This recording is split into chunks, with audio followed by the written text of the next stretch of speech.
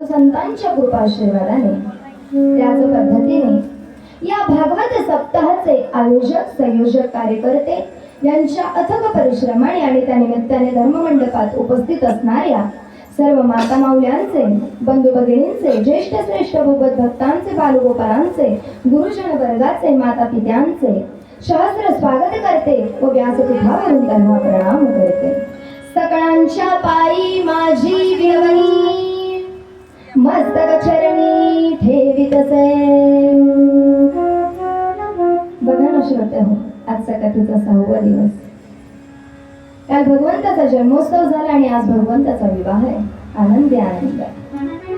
राजा परीक्षिताच्या जीवनाचा फक्त एकच दिवस शिल्लक आहे. श्राप होता.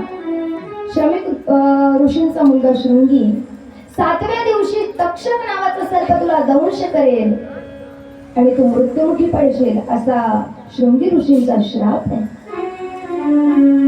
6 दिवस जीवनाचे निघून गेलेले. आजचा 6वा आणि उद्या शेवटचा दिवस आहे. उद्या लक्षात येईलच राजा परीक्षिताला मोक्षाची प्राप्ती झाली की वाईट कृत्य केलं होतं म्हणून नरकाची प्राप्ती झाली. उद्या कथा श्रवण कराल. बघा, ब्राह्मणांचा अपमान कधीच करू नका. ऋषी मुनींची चेष्टा, त्यांना वाईट वाटेल असं कृत्य कधीच करू नका. महापाप असतं बरं.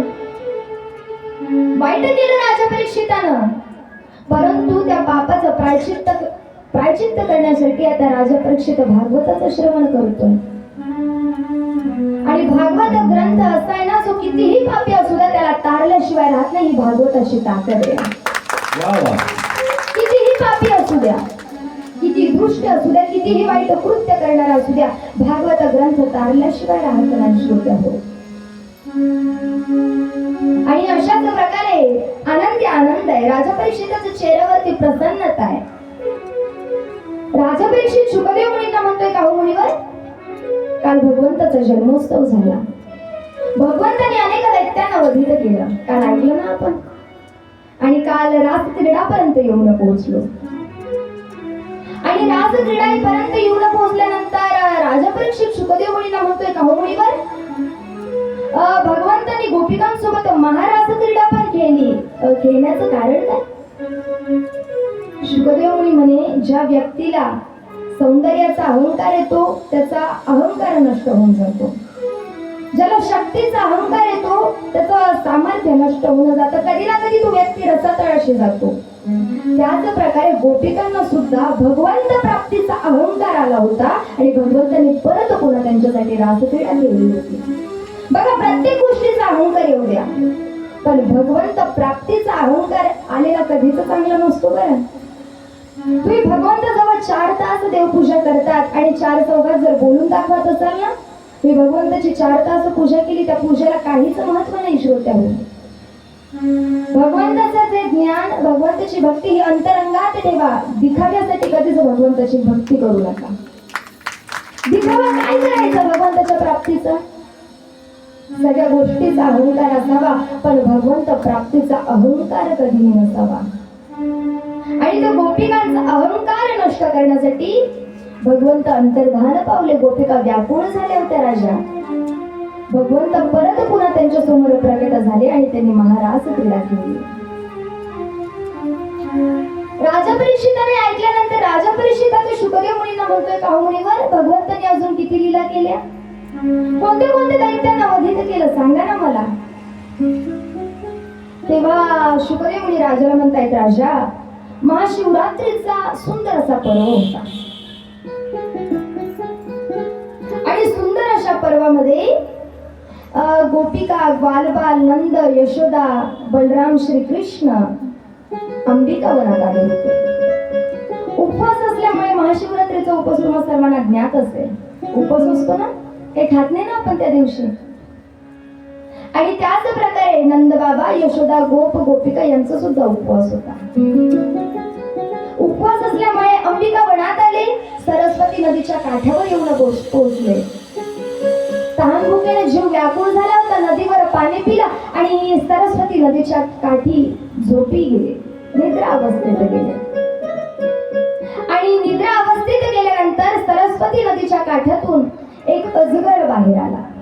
नंदबाबा काठावरच झोपले असल्याने तो अजगर तो नंदबाबांना गिळंकृत करू लागला.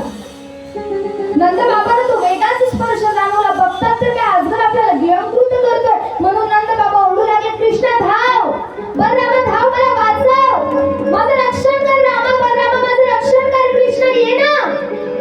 श्रीकृष्णांना जाग आली आणि श्रीकृष्ण बघतात तर काय आपल्या भावांजवळ अजगर आहे. श्रीकृष्ण त्या अजगराजवळ गेले, अजगराला स्पर्श केला आणि त्या अजगरातून दिव्य देह धारण झाला.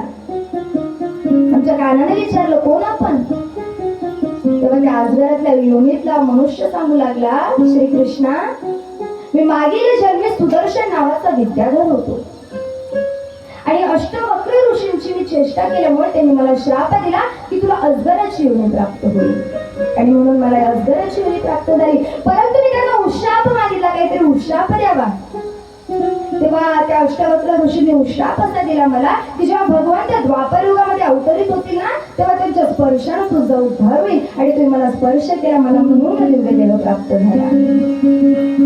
भगवंताला त्या अजगरातल्या योनीनं सुदर्शन विद्याधरानं भगवंताला प्रदक्षिणा मारली आणि तो सुदर्शन नावाचा विद्याधर तेथून निघून गेलेला आहे. अशा प्रकारे फक्त स्पर्शानं भगवंतांनी त्या अजगरातल्या योनीचा उद्धार करून दिला. श्रोता हो, ही भगवंताची भक्ती, भगवंताचं महात्म्य. मी काल तुम्हाला सांगितलं कंस भगवंताला मारण्यासाठी वेगवेगळे दैत्य पाठवत होता. ऐकली ना कथा काल, लक्षात आहे ना. आणि त्याच प्रकारे कंसानं सुद्धा आता दुसरं दैत्य पाठवलं सुरुवात केली होती. बघा ना, तुडावर्त पाठवला होता, परत आलाच नाही. षटकासूर पाठवला होता, परत आलाच नाही. अरिष्टासूर पाठवला होता, आला नाही. पुतना आली नाही. जो दैत्य जातोय तो माघारी परत येतच नाहीये. कंस विचार करतोय. बघा हे असं झालं, तुम्ही एखाद्याला कामाला पाठवावं आणि ते काम त्याला पूर्ण केलं नाही केलं हे जर तुम्हाला कळलंच नाही, तुमचा संताप होतो ना. तसाच कंसाचं सुद्धा झाला. मी जे दैत्य पाठवतो ते परत माघारी येतच नाहीये. मग तो श्रीकृष्ण गेला की बलराम गेला का आमचं दैत्य गेला हे काहीच पत्ताच लागत नव्हता. म्हणून या कंसानं षटकासूर नावाचा एक दैत्य पाठवला आणि त्या षटकासूर नावाच्या दैत्याला आज्ञा केली की जा त्या वृंदावनामध्ये श्रीकृष्ण आणि बलराम म्हणून दोन पुत्र आहेत, त्यांना ठार मारून टाक.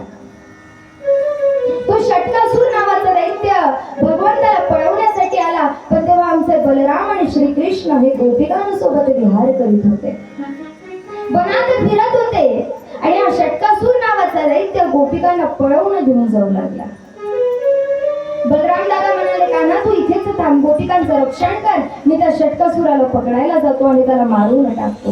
कान्हा म्हणाले, ठीक आहे बलराम दादा, तुम्ही जा, त्या षटकासुराचा उद्धार करा, मी गोपिकांचं रक्षण करतो. बलराम दादा त्या षटकासूर नावाच्या दैत्याच्या मागे पळू लागले. बलराम दादांनी षटकासुराला पकडलं, त्याचे दोन्ही पाय आपल्या हातात घेतले, आकाशात गरागरा फिरवलं आणि षटकासुराचा उद्धार करून दिलेला आहे.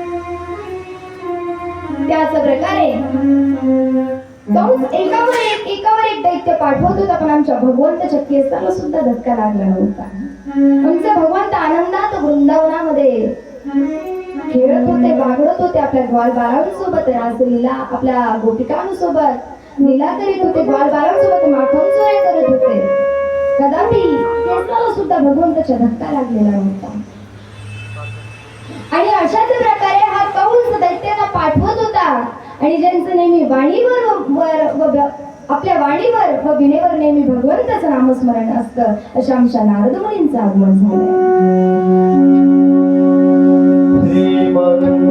नारायण नारायण नारायण श्रीमन नारायण